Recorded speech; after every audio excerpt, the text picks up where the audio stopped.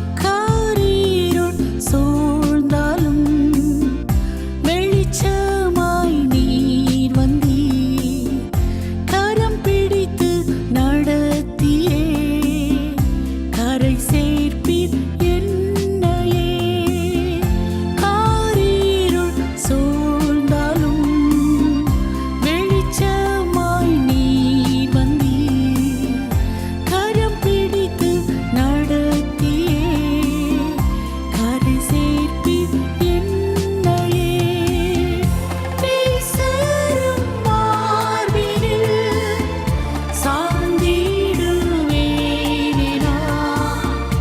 நீ மாத்திரம் போதுமே நீ போதுமே. இயேசு கிறிஸ்துவின் இனிய நாமத்தில் உங்களை வாழ்த்துகிறேன். இந்த வாரம் தேவன் நமக்கு கொடுத்த ஒரு கருப்பொருள் என்னவென்றால், நாம் ஆவிக்குரிய ஓட்டத்தை எப்படியாக ஓட வேண்டும், ஹவு டு ரன். இது ரொம்ப முக்கியமான ஒரு காரியம். எந்த வழியில் போகணும், எந்த வழியாக ஓடணுன்றதை நம்ம போன வாரம் சிந்தித்தோம். இந்த வாரம் தேவன் நமக்கு கொடுக்கறது எப்படி ஓட வேண்டும் என்பதை குறித்து. முதலாவது, ஒரு ஓட்டப்பந்தயத்துக்கு ஓடுறவன் ரொம்ப லூஸ் ஃபிட்டிங் ட்ரெஸ் போட மாட்டான். டைட் ஃபிட்டிங்காக, இடுப்பு நல்லா டைட்டாக கட்டப்பட்டதாக இருக்கணும். தன் அறையை கட்டி கொண்டு ஓட வேண்டும். இந்த முதலாவது ஒரு ஓட்டம் ஓடுறாரு எலியா. அது நம்ம 1 ராஜாக்களின் புஸ்தகம் 18ஆம் அதிகாரம் 46ஆம் வசனத்தில் மழை வரணும்னு அவர் வேண்டிக் கொள்கிறார். எங்கன்னா நம்ம பார்க்குறோம், அவர் 7 முறை கர்மேல் பர்வதத்தில் 7 முறை தன் முகம் தன் முழங்கால் கீழே போகும் வரைக்கும் குனிஞ்சு கடவுள்கிட்ட 3 வருஷம் வானத்தை அடைச்சாச்சு, அதை திறக்கணும். அப்போ குனிந்து அவர் ஜெபிக்கிறார். ஜெபிக்கும் பொழுது ஒரு கை மேகம் சமுத்திரத்திலிருந்து ஒரு மனுஷனுடைய உள்ளங்கை அளவிற்கான ஒரு சிறிய மேகம் புறப்பட்டு வந்தது. அதை பார்த்தோன்னே அவர் சொன்னார், ஒரு பெருமழை வரப்போது, ராஜாவாகிய ஆகாபே ஒரு ரதத்தை பூட்டிக்கிட்டு நீ ஓடு, ஒரு ரதத்தில் போயிடு, ஏன்னா நீ மலையில் மாட்டிக்க கூடாதுன்னு சொல்லிட்டு இவர் தன் அறையை கட்டி கொண்டு ஓடுறாருன்னு நம்ம பார்க்குறோம். அப்போ இங்கே பார்க்குறோம், அது 45-46 அதற்குள்ளாக வானம் மேகங்களினாலும் காற்றினாலும் கருத்து பெருமழை உண்டாயிற்று. ஆகாப் ரதத்திலே ஏறி இஸ்ரேலுக்கு போனான். கர்த்தருடைய கை எலியாவின் மேல் இருந்ததினால் அவன் தன் அறையை கட்டிக்கொண்டு இஸ்ரேலுக்கு வருமட்டாக ஆகாபுக்கு முன் ஓடினான் என்று பார்க்கிறோம். So that's a very important point. ஆகாபை அவன் முதலே இன்ஸ்ட்ரக்ஷன் கொடுத்துட்றான், மழை வரப்போகுதுப்பா, ஆண்டவர் பெரும் மழையை கொடுக்க போகிறாரு, நீ ரதத்தில் ஓடிடு, உன் ரதத்தை பூட்டிட்டு நிற்போம். ஆனால் கர்த்தருடைய கரம் எலியாவின் மேல் அமர்ந்தபடினாலே அவன் தன் அறையை கட்டி கொண்டு அவன் ஒரு ரன்னிங் ரேஸ் ஓடுற மாதிரி ஓடுறான். அந்த ஓட்டம் எப்படி இருக்குன்னா பயங்கர பவர்ஃபுல்லாக இருக்குது. ஹீ இஸ் ரன்னிங் ஃபாஸ்ட், வேகமாக ஓடுறான். அந்த வேகம் எது விட வேகமாக இருக்குன்னா, அந்த ராஜாவின் குதிரை ரதத்தை வேகத்தை காட்டிலும் வேகமாக அந்த ஆகாப் ராஜாவுக்கு முன்பாக, ரதத்தின் வேகத்திற்கு முன்பாக அவன் ஓடுகிறான். இதுதான் ஒரு தேவ மனுஷனுடைய பரிசுத்தவானுடைய ஓட்டம். இன்றைக்கி நம்ம ஓடுற ஓட்டம், நம்ம அறையை கட்டி கொண்டோமா? அறையை நல்லா டைட்டாக கட்டிடுறான், ஆண்டுடைய கரம் அவன் மேலே அமருது, பரிசுத்த ஆவியான வல்லமே அவனுக்குள்ளே இறங்குறாரு. அந்த ஆவியின் பலத்தினால, ஆவியின் வல்லமையினால் அவன் என்ன செய்கிறான்? ஓடுற ஓட்டம் ஆகாப் ரதத்திற்கு முன்பாக இஸ்ரேலுக்கு அவன் ஓடி போனான் என்று பார்க்குறோம். அப்போ இன்றைக்கி மாம்சத்தில் ஓடுற ஓட்டம் வேறு, ஆவியானவர் கொடுக்குற ஓட்டம் வேறு. ஆவியின் வல்லமையோடும் பலத்தோடு ஓடுகிற ஓட்டம் வேறு.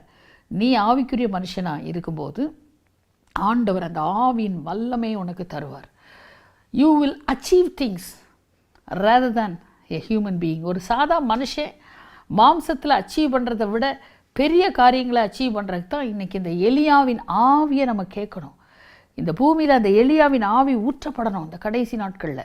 ஏன்னா தேவனுடைய வல்லமையின் கரம் ஒரு மனுஷன் மேலே அமர்ந்துருச்சுன்னா he will do extraordinary things. ஒரு மனுஷன் செய்யதை விட மேலான காரியத்தை அவனால் செய்ய முடியும். பாருங்கள், ஒரு ராஜாவுடைய குதிரை ரதத்தின் வேகம் எப்படி, இந்த மனுஷனுடைய ரன்னிங் ரேஸ் போகிறாரு, பட் ஹீஸ் கோயிங் ஃபார்வர்டு, முன்னால் போயிடுறான். ஆகாபுடைய ரதத்துக்கு முன்னாக அவன் ஓடி போனான் என்று பார்க்கிறோம். ஸோ அந்த ஓட்டத்தை தான் இன்றைக்கி ஆண்டவர் நம்மகிட்ட எதிர்பார்க்குறாரு. Are you ready to receive the spirit of Elijah? அந்த எலியாவுடைய அபிஷேகம், அந்த அக்கினி எனக்கு வேணும்னு நம்ம கேட்டோம்னா, நம்ம அப்படிப்பட்ட ஒரு ஓட்டத்தை எந்த வயசுலையும் ஓடலாம், எந்த வயசுலையும் நம்ம ஓடலாம். You can run like Elijah who had the power of the Holy Spirit. அப்போ தேவ ஆவியினுடைய அந்த வல்லமை நிறைவோடு கூட ஓடுகிற ஓட்டம் தான் ஒரு ஆவிக்குரிய ஓட்டம் என்று நாம் சொல்லலாம். அடுத்ததாக எபேசியரின் புஸ்தகத்தில் சர்வாயுத வர்க்கத்தை பற்றி நம்ம பார்க்கும் பொழுது எபேசியர் 6:14 சத்தியம் என்னும் கச்சை உங்கள் அறையில் கட்டினதாகவும் சர்வாயுத வர்க்கமாக நாம் அதை தரித்து கொள்ள வேண்டும். அப்போ வாழ்க்கையில் கர்த்தருடைய வார்த்தையாகிய சத்தியம் என்னும் கச்சையை நம்ம கட்டிக்கிட்டோன்னா டைட்டாக, அது நம்மளை வசனம் உயிர்ப்பிக்கும், வசனம் நம்மளை வழிவிலகாமல் காத்துக்கொள்ளும், நம்ம போக வேண்டிய சரியான ஓட்டத்தில் அது நம்மளை கொண்டு போகும். டூஸ் அண்ட் டோன்ஸ் இருக்குது. What you can do, what you cannot two, நீ எதை செய்யணும் செய்யக்கூடாதுங்கிறது கர்த்தருடைய சத்திய வார்த்தை நமக்கு போதிக்குது, அழகாக போதிக்குது. எங்கேயும் போய் நம்ம போய் நிற்க வேண்டிய அவசியம் இல்லை. நம்ம போய் கவுன்சிலிங்கு அது இது, கவுன்சிலிங் தான் இங்கே இருக்குது. வேத வசனத்தை வாசித்தா, ஒழுங்காக வாசித்தா எல்லா ஆலோசனையும் அதில் இருக்குது. ஆவியானவர் நமக்கு கொடுக்குற ஆலோசனை. அந்த சத்தியம் என்னும் கச்சையை நம்ம கட்டிட்டோம்னா நம்ம ஆவிக்குரிய ஓட்டம் பாதுகாப்பாகவும் இருக்கும். வலதுபுறம் இடதுபுறம் சாயும் பொழுது வழி இதுவே என்று சொல்லுகிற ஆவியானுடைய சத்தத்தை நம்ம கேட்போம். முதலாவது ஆவியானுடைய வல்லமை நமக்கு தேவை. ரெண்டாவது சத்திய வார்த்தையினால் வழிநடத்தப்படுகிற ஆவியானுடைய வழிநடத்துதல் நமக்கு தேவை. இதை தான் சத்தியம் என்னும் கச்சை, எபேசியர் 6:14 சத்தியம் என்னும் கச்சை உங்கள் அறையிலே நீங்கள் என்ன செய்யணும், கட்டி கொள்ள வேண்டும் என்று வேதம் சொல்கிறது. அடுத்து இயேசு கிறிஸ்துவை பற்றி வெளிப்பாடு கிடச்சி ஏசாயா தீர்க்கதரிசி ஏசாயா 11ஆம் அதிகாரத்தில் சொல்கிறார் என்னென்ன ஞானம்லாம் இயேசுக்குள்ளே இருக்கும், எப்படிப்பட்டவராக இருப்பார் அப்படின்னு சொல்லும் பொழுது அதில் ஒரு வசனம் வருது. ஏசாயா 11:5 நீதி அவருக்கு அறை கட்டும், சத்தியம் அவருக்கு இடைக்கச்சையுமாக இருக்குமா. ஆண்டவருடைய இடையில் அந்த இடுப்பு பகுதியில் அறையா நீதி, ரைச்சியஸ்னஸ், ஆண்டவர் நீதி உள்ளவர். அடுத்தது அவர் சத்தியம் அவருடைய இடைக்கச்சையுமாக இருக்கும். இன்னொன்று வேத வசனம் சொல்வது யோவானில் அவர் வார்த்தையும் சத்தியமானவராய் மாம்சத்திலே வெளிப்பட்டார். So full of truth, he's truth. அப்போ ஆண்டவர் இடை கட்டப்பட்டது நீதி சத்தியம் என்னும் இடைக்கச்சை கட்டப்பட்டிருந்தவராக வெளிப்பட்டார். இன்றைக்கி நீங்களும் நானும் அந்த சத்தியம் என்னும் கச்சையை கட்டி கொண்டு ஆவியின் வல்லமை பெற்றுக்கொண்டு ஓட வேண்டிய ஓட்டம்தான் ஜெயமான ஓட்டம். அது ரொம்ப அமிர்தமான ஒரு ஓட்டம். நீங்கள் இப்போ நம்ம வாஞ்சிக்க வேண்டியது இந்த காலகட்டத்தில் for all the youth, all the young generation must receive the spirit of Elijah.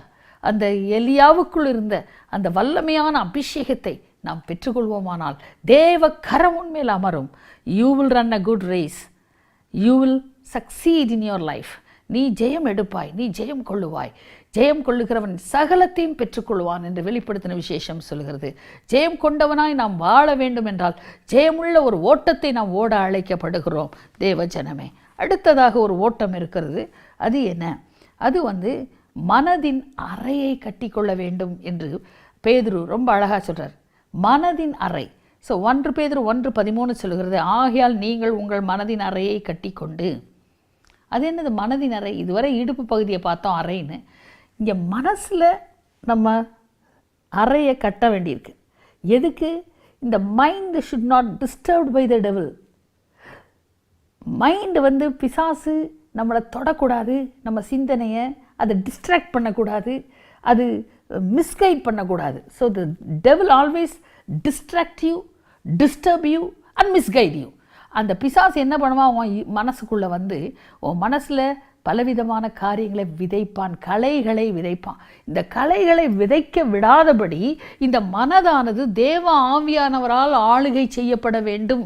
So இதுதான் கடைசி நாட்கள். இன்றைக்கி பார்த்தீங்கன்னா பிசாசு இஸ் வெரி ஃபெரோஷியஸ் அண்ட் அது என்னன்னா யங் ஜெனரேஷனுக்கு முக்கியமாக இன்றைக்கி நிறைய மனதில் போராட்டங்களை பிசாசு கொண்டாடுறான், பயத்தை வைக்கிறான், மனதில் தேவையற்ற காரியங்களை சிந்தனையில் போடுறான். இதெல்லாம் விட்டு ஜனங்கள் வெளியே வரணும்னா பரிசுத்த ஆவியானவர் இந்த சிந்தனையை ஆளுகை செய்ய வேண்டும். ஆகவே தான் பீட்டர் ரொம்ப தெளிவாக சொல்கிறாரு, நீங்கள் மனதின் அறையை கட்டிக்கொண்டு, நெக்ஸ்ட் வேர்டு பாருங்கள், தெளிந்த புத்தி உள்ளவர்களாக இருந்து. do have a clear mind. So devil always gives you a confusion spirit, ஒரு குழப்பம். ஆனால் ஆண்டவராகிய இயேசு கிறிஸ்து பரிசுத்த ஆவியானவரை நமக்கு அனுப்பி தெளிந்த புத்தியை நமக்கு கொடுக்கும், கிளியர் மைண்ட். ஸோ ஒரு கிளியர் மைண்ட் உள்ளவன் என்றைக்குமே ராங் டெசிஷன் எடுக்க மாட்டான். ஒரு கிளியர் மைண்ட் உள்ளவன் சரியான பாதையில் நடப்பான். ஒரு கிளியர் மைண்ட் உள்ளவனுடைய நட சரியாக இருக்கும். அப்போ நீங்கள் உங்கள் மனதின் அறையை கட்டிக்கொண்டு தெளிந்த புத்தி உள்ளவர்களாக இருந்து இயேசு கிறிஸ்து வெளிப்படும் பொழுது உங்களுக்கு அளிக்கப்படும் கிருபையின் மேல் பூரண நம்பிக்கையுள்ளவர்களாக இருங்கள். So God is a God who is going to reward you when he comes back. ஆண்டவர் வரும்பொழுது உங்களை பயங்கரமான ஒரு பிரதிபலனை உங்களுக்கு வைத்திருக்கிறார். மகிமையை பரலோகத்திலே வைத்திருக்கிறார். அந்த மகிமைக்கு பாத்திரவான்களாய் நீங்கள் மாற வேண்டும் என்றால் உங்கள் மனதின் அறை கட்டப்பட வேண்டும். அது ஆவியானவரால் அது வழிநடத்தப்பட வேண்டும். ஆவியானவர், பரிசுத்த ஆவியானவரால் உன்னுடைய சிந்தனை மண்டலம் ஆளுகை செய்யப்பட வேண்டும். அது பிசாசுக்கு இடம் அளிக்காதபடி நாம் ஜாக்கிரதையாக இருக்க வேண்டும் என்று கர்த்தர் சொல்கிறார். ஹல்லேலூயா. இந்த பாருங்கள், அந்த அறையிலே பாருங்கள் எத்தனை காரியம் நாம் பார்க்குறோம்.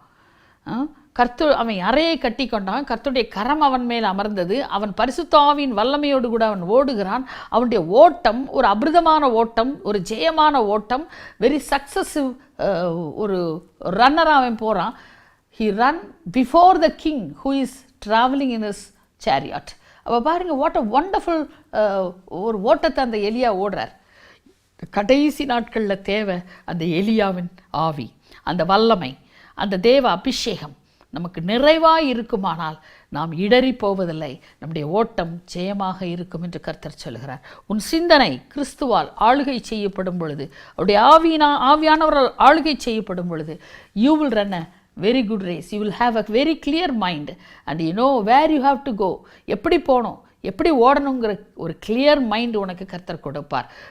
நீ உன்னுடைய சத்தியம் என்ற வார்த்தை, தேவனுடைய வார்த்தையினாலே உன் இடையை கட்டி கொண்டால் நீ சரியான பாதையிலே வலதுபுறம் இடதுபுறம் சாயும் பொழுது வழி இதுவே என்று உன்னை வழிநடத்துகிற தேவ சத்தத்தை நீ கேட்கிறவனாய் இருப்பாய் என்று கர்த்தர் சொல்கிறார். அடுத்ததாக ஹவு டு ரன்.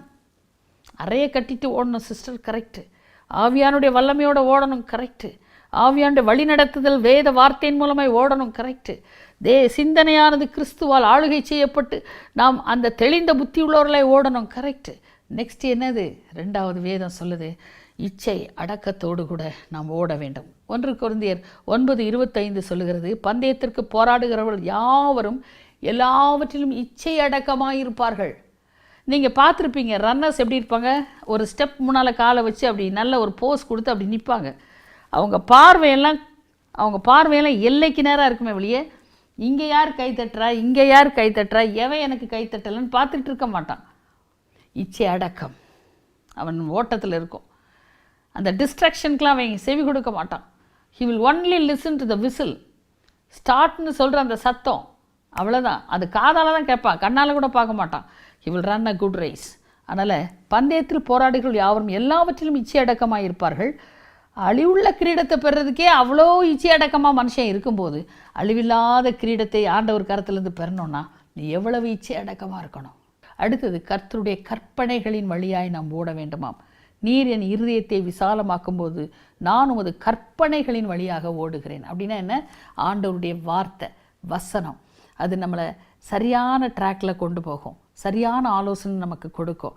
அந்த வார்த்தையின்படி கற்பனைகளின் நடுவே நாம் ஓட வேண்டும். நல்ல போராட்டத்தை போராடினேன், ஓட்டத்தை முடித்தேன். தேவன் நமக்கு நீதியின் கிரீடத்தை பலனாக தருகிறார். ஹல்லேலூயா. அழிவில்லாத அந்த கிரீடத்தை பெற்றுக்கொள்ளும்படி நாம் ஓடுவோம், ஜெயம் எடுப்போம். கண்களை மூடுவோம். அன்பு தகப்பனே, இந்த நல்ல வேலைக்காக நாங்கள் உம்மை ஸ்தோத்திரிக்கிறோம், துதிக்கிறோம். ஆண்டவரே, நாங்கள் எப்படி அறையை கட்டி கொண்டு ஓட வேண்டும் என்று சொல்லி எங்களுக்கு கற்றுக் கொடுத்தீரப்பா. ஹல்லேலூயா. ஆவியானவரே, சத்திய மார்க்கத்திலே நாங்கள் ஓட வேண்டும். கர்த்தருடைய வார்த்தையின் வழியாய், கற்பனைகளின் வழியாய் ஓட வேண்டும். சத்தியத்தை எங்கள் அறையிலே கட்டிக்கொள்ள வேண்டும்.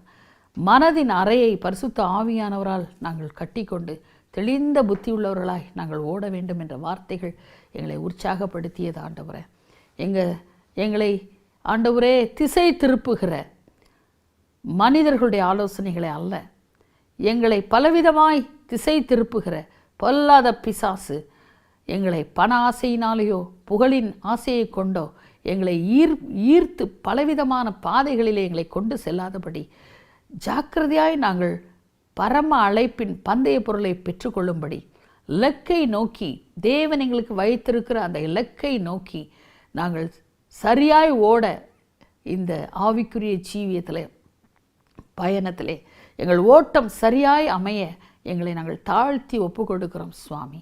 அந்த ஓட்டத்தை ஜெயமாய் முடிக்க எங்களுக்கு அனுகிரகம் செய்யும். உம்மால் வருகிற நீதியின் பலனை நாங்கள் பெற்றுக்கொள்ள, நீதியுள்ள உம்முடைய கரத்திலிருந்து நீதியின் கிரீடத்தை பெற்றுக்கொள்ள எங்களுக்கு உதவி செய்யும். அழிவில்லாத கிரீடத்தை நாங்கள் பெற்றுக்கொள்ள எங்களுக்கு கிருபை தாரும் சுவாமி. இச்சை அடக்கத்தோடும் பின்னானவைகளை மறந்தும் பாரமான யாவற்றையும் தள்ளிவிட்டு சுவாமி இலக்கை நோக்கி தொடர எங்களுக்கு உதவி செய்யும். ஜீவனுள்ள தேவனுடைய கரத்தில் எங்களை ஒப்புக் கொடுக்கிறோம். ஆண்டவரே, நாங்கள் ஒவ்வொருவரும் ஓட வேண்டிய ஒரு பாதை உண்டு. அது ஜீவ மார்க்கம். அந்த பாதையிலே நாங்கள் ஓட வேண்டிய பயணம் எங்கள் வாழ்க்கை பயணம். அந்த பயணத்திலே நாங்கள் ஓட வேண்டிய ஓட்டத்தை சரியாய் ஓடி ஜெயமாய் முடிப்பதற்கு அனுகிரகம் செய்யும். Lord, we humble ourselves before thy presence, Lord. Help us. Miraka baruhana turushia baliha durubia. ஒரு நாளும் இச்சையினாலே இழுப்புண்டவர்களை அல்ல, பரிசுத்தராய், தேவன் பரிசுத்தராய் இருந்தது போல நாங்களும் கூட பரிசுத்த சிந்தையுடையவர்களாய், தெளிந்த புத்தியுடையவர்களாய், உரிமா கரபா கூஷியா கலியா, இந்த உலக பாரங்களை எங்களை அழித்து விடாதபடி தேவரீர் எங்களை நடத்துவீராக, தேவரீர் எங்களை நடத்தி செல்லுவீராக. நாங்கள் ஜெயம் கொள்ளும்படி உம்முடைய கரம் எங்கள் மேல் எலியா மீது அமர்ந்தது போல அமர்வதாக. Like Elijah, lord, you fill us with your mighty power. துருஷீமரஹாவ், இயற்கைக்கு அப்பாற்பட்ட தேவ பலத்தோடு கூட ஓடுகிற ஒரு ஆவிக்குரிய ஓட்டத்தை நீர் எங்களுக்கு தருவீராக. Help us Lord. Libahunia, we are a simple human being, but we know, Lord, we know our weakness, Lord, but we know you are the strong God, you are a mighty God. நீர் வல்லமை உள்ள தேவன், நீர் பயங்கரமான பராக்கிரமம் செய்கிற கர்த்தர். உம்முடைய கரம் எங்கள் மேல் அமரும் பொழுது, இயற்கைக்கு அப்பாற்பட்ட ஒரு தெய்வீக ஓட்டத்தை ஓட, பரிசுத்த ஓட்டத்தை ஓட நீர் எங்களுக்கு அனுகிரகம் செய்வீர். அந்த ஓட்டம் எங்களுக்கு ஜெயமாய் முடியும் என்பதை நாங்கள் விசுவாசிக்கிறோம். அதையே நாங்கள் நம்புகிறோம். எந்த மனித ஆலோசனைகளை அல்ல, மனிதர்கள் சொல்கிற புகழ்ச்சியை நாங்கள் நம்ப வேண்டாம். கொடுக்குற பணத்துக்காக நாங்கள் ஓட வேண்டாம். ஜீவனுள்ள தேவனுக்கு முன்பாக ஒரு உத்தமமான ஓட்டத்தை ஓட எங்களை இன்றைக்கு நாங்கள் அர்ப்பணிக்கிறோம். யாரெல்லாம் இந்த ஜெபத்தை கேட்டு தங்களை அர்ப்பணிக்கிறார்களோ, let the precious hand of the Lord rest upon them. Ullahama hatarashua bahallahuda rahatika rashuka uluhutu rukudamanashiha. Receive the fire, the spirit of Elijah, marakibini ashua. Yes, Lord, fill them. Yes, Lord, you fill them with thy spirit. Strengthen everyone. Strengthen everyone. Let them run a good race. நல்ல ஓட்டத்தை அவர்கள் ஓடட்டும். ஜெயமே என்று ஜெயத்தை அவர்கள் பெற்றுக்கொள்ளட்டும்.